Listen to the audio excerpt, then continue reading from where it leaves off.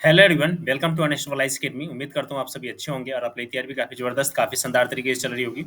UPSC CSC का Hindi paper और ये कंपलसरी पेपर होता है और इसमें पास करना बहुत ही ज़्यादा ज़रूरी होता है।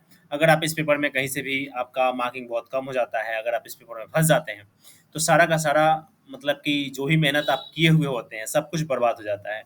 तो ये पेपर काफ़ी मतलब कि ये कंपलसरी पेपर है और इसमें पास करना बहुत ही ज़्यादा ज़रूरी है। एक आपका हिंदी का और दूसरा आपका इंग्लिश का, 2 पेपर कंपल्सरी होता है और ये बहुत ज़्यादा ज़रूरी होता है कि इसमें पास किया ही जाए। और आज तक बहुत कम ही बच्चे होंगे जो इस दोनों पेपर में फेल किए होंगे। मैक्सिमम लोग इसमें पास कर ही जाते हैं, ठीक है? आज हम देखेंगे कि क्वेश्चन का लेवल किस तरीके का है, कितना हार्ड है, कितना मॉडरेट लेवल का है और कितना ज़्यादा ईज़ी है। और आप इस क्वेश्चन को कितने अच्छे से कर सकते हैं या आपने कितने अच्छे से किया है, इन तमाम चीज़ों का इसमें एनालिसिस करने वाले हैं। तो पूरा फुल डिटेल्स एनालिसिस होगा, तो काफ़ी ऑसम वीडियो होने वाली है। वीडियो शुरू करूँ उससे पहले आप इस चैनल पे नए हैं तो चैनल को सब्सक्राइब कर लीजिएगा, बेल आइकन को प्रेस कर लीजिएगा ताकि आपसे कोई भी इस तरीके की वीडियो, कोई भी अपडेट, कोई भी आपका टॉपिक ना छूटे। देखिए क्वेश्चन नंबर 1 है और क्वेश्चन नंबर 1 में कह रहा है कि इसमें से किसी एक विषय पे आपको 600 शब्दों में लिखना होता है, ठीक है ना? एक इसमें से कोई भी एक आपको लेना पड़ेगा, कोई भी एक क्वेश्चन को पिकअप करना पड़ेगा और उसको 600 शब्दों में आपको इलैबोरेट करना पड़ेगा, लिखना पड़ेगा, ठीक है ना? और ये निबंध है, ठीक है ना? एसे है और एसे आपको लिखना पड़ेगा। जैसे कि नवीकरणीय ऊर्जा और उसकी संभावनाएँ और चुनौतियाँ क्या-क्या है, इसके ऊपर आप लिख सकते हैं, बहुत अच्छा क्वेश्चन है। संचार एवं क्रांति का क्या महत्व है, इस पे भी लिख सकते हैं। खेल का बढ़ता हुआ व्यावसायीकरण, ये भी बहुत अच्छा क्वेश्चन है, इस पे भी लिख सकते हैं। खान-पान पे स्वास्थ्य पर प्रभाव, ठीक है ना? तो बहुत सारे बच्चे इस पे भी लिख सकते हैं। तो इसमें चारों में से कोई भी ऐसा नहीं है जिसमें आप निबंध नहीं लिख सकते हैं, यानी कि ये चारों में से कोई भी एक आप पिक करेंगे तो 600 शब्दों में क्या आप 1200 शब्दों में बड़े आसानी से लिख लेंगे। यानी कि मेरे हिसाब से जो क्वेश्चन नंबर 1 है, उसका जो रेटिंग है वो काफ़ी ज़्यादा सरल है और इसको आप बड़े आसानी से कर सकते हो, ठीक है? क्वेश्चन नंबर सेकंड पे आते हैं और इसमें कहा जा रहा है कि देखो भैया मैंने एक गद्यांश दे दिया है और इसको आपको बहुत अच्छे से पढ़ना है और पढ़ने के बाद जो नीचे प्रश्न दिया गया है उसको आपको आंसर करना है, ठीक है? प्रत्येक 12 यहाँ पे देखो 5 क्वेश्चन पूछेंगे और ये 12 नंबर का है और टोटल हो जाएगा 60, ठीक है ना? तो यहाँ पे देखो 2, 2, 4, एक 5 क्वेश्चन है और एक-एक क्वेश्चन है आपके 12 नंबर का। तो इसके बारे में आप जैसे ही बताएँगे, लिखेंगे एंड देन आपका क्वेश्चन ये पिकअप हो जाएगा।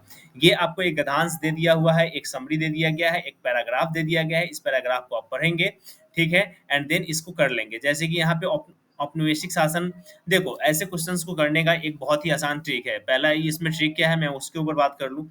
इस क्वेश्चन को अगर आप पूरा पैराग्राफ पढ़ोगे, पैराग्राफ पढ़ने के बाद अगर आप क्वेश्चन पिक करोगे, तो बहुत ज़्यादा प्रॉब्लम हो जाएगा। और जो कि आपने यूपीएससी की तैयारी बहुत अच्छे से की है, मेंस में आप बैठे हुए हैं या आप बैठने वाले हैं या जाने वाले हैं, तो आपको ये ट्रिक पता होना बहुत ज़्यादा ज़रूरी है कि इस तरीके के कोई भी क्वेश्चंस को अगर इस तरीके का कोई भी सवाल आता है, पैसेज आता है, तो सबसे पहले क्वेश्चन को पिक करो, ठीक है ना?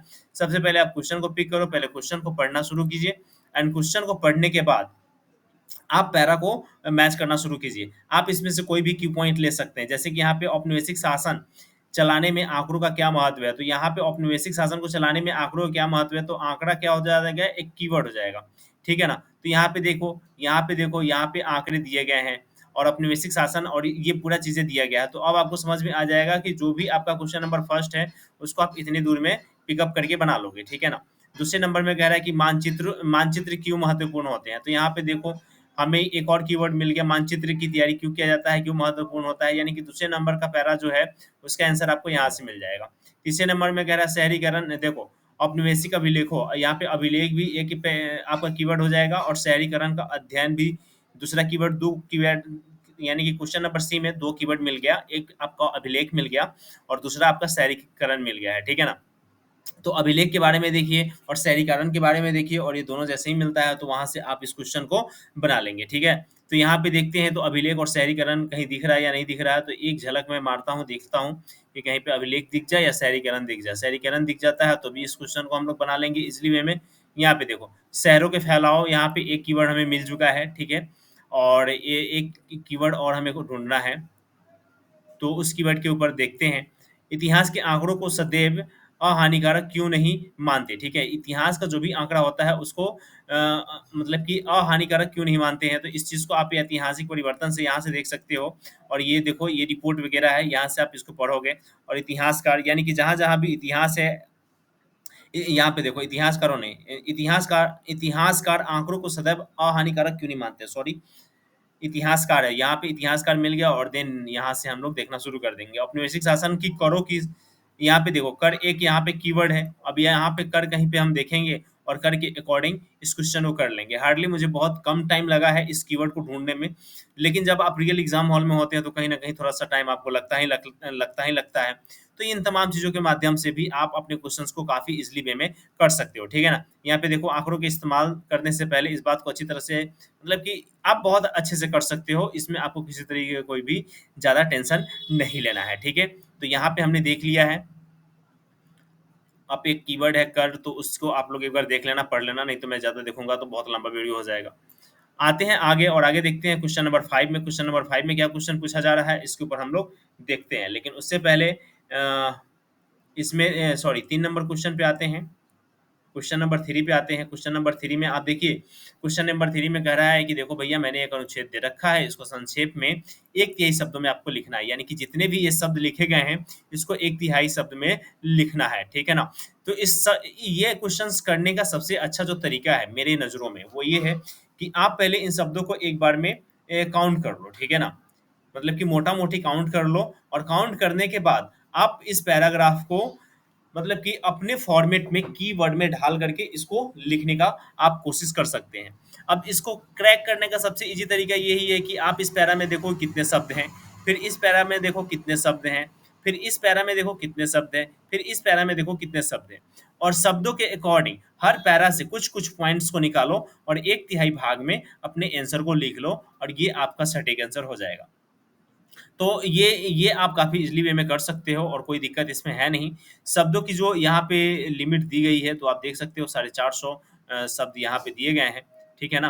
तो ये एक छोटा-सा यहाँ पे मैंने आपको बताया ट्रिक। दूसरा ये है कि यहाँ पे देखो एक गद्यांश दिया गया है, इसको अंग्रेजी में अनुवाद करना है। तो देखो गाइज़, आपको पता है कि जब आप इंग्लिश का पेपर जाओगे तो आपको हिंदी इंग्लिश से हिंदी में करने को कहेगा, ठीक है ना? कि आप हिंदी से इंग्लिश में कीजिए। फिर इसमें जैसे कि आपको कहा जा रहा है कि हिंदी में हमने दे रखा है, इंग्लिश में आपको करना है। तो यहाँ पे देखो प्रेमचंद्र ने कहा है कि कहानियों को चारों तरफ हवाओं में बिखरी पड़ी है।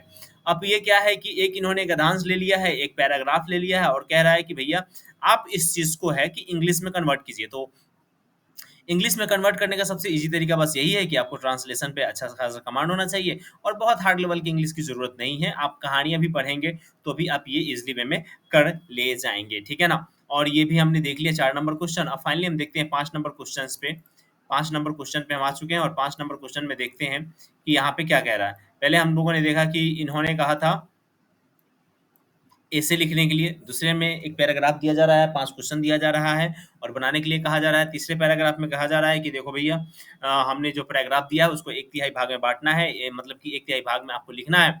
तीसरे चौथे में कहा जा रहा है कि भैया देखो ऐसा है कि आपने जो इंग्लिश से हिंदी मैंने दे रखा है, गद्यांश दे रखा है और इसको आपको इंग्लिश में ट्रांसलेट करना है। और फिर इन्होंने कहा कि देखो भैया हिंदी में आप ट्रांसलेट करो, इंग्लिश में मैंने दे रखा है। अब इंग्लिश में इन्होंने एक यहाँ पे पैराग्राफ दे रखा है, अब इसको आपको हिंदी में करना है। तो ये सारी चीज़ों को करने के लिए बहुत मतलब कि हार्ड लेवल की इंग्लिश या हार्ड लेवल का हिंदी की ज़रूरत नहीं होता है, आप ईज़िली वे में कर ले जाओगे, ठीक है?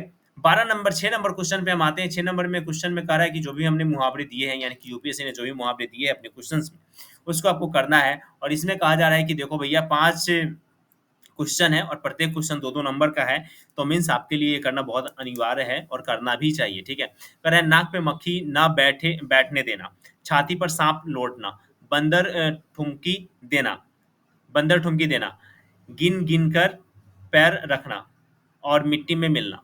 तो ये है पैराग्राफ और इसको कह रहा है ये मुहावरे हैं, इसको बनाना है आपको। उसके बाद कुछ वाक्य दिए गए हैं गलत लिख कर के उसको आपको शुद्ध करना है। कई रेलवे के कर्मचारियों ने अवकाश लिया है, ठीक है ना? अब ये दे दिया गया है, अब यहाँ पे आपको इसको करना पड़ेगा और इस तरीके से दिया है कि साहित्य और समाज का घोर संबंध है, साहित्य और समाज का घोर संबंध है। अब इस पे आपको ये साहित्य और समाज का घोर संबंध है, अब इसको शुद्ध रूप में आपको लिखना है। तो इसी तरीके से ये 5 शब्द दिए गए हैं और जो काफ़ी हार्ड लेवल का है, भले कहने के लिए 2 नंबर का है, लेकिन मुझे लगता है कि बहुत ज़्यादा हार्ड लेवल का है, लेकिन जो भी हिंदी के बच्चे होंगे तो उनके लिए तो ये हलवा ही होगा, ठीक है? ये 2-2 का पर्यायवाची 2 शब्द इसमें से दिए मतलब कोई भी 2-2 शब्द इसमें पिक कीजिए और उसका पर्यायवाची आपको लिख देना है। 2-2 पर्यायवाची लिखे नहीं, 2-2 पर्यायवाची लिखना है, पाँचों का 2-2 पर्यायवाची लिखना है। अब स्वर्ण लिखा हुआ है, सूर्य लिखा हुआ है, हिमालय है, हाथी है, अमृत है। और यहाँ कह रहा है कि देखो भैया, हमने यहाँ पे कुछ शब्द दिए हुए हैं, कुछ वाक्य लिखे हुए हैं, उसका अर्थ और अंतर को आपको स्पष्ट करना है, ठीक है ना? आदि है तो आदि है, यहाँ पे क्रांति है तो क्रांति ही है, शायद नियत है तो नियति है।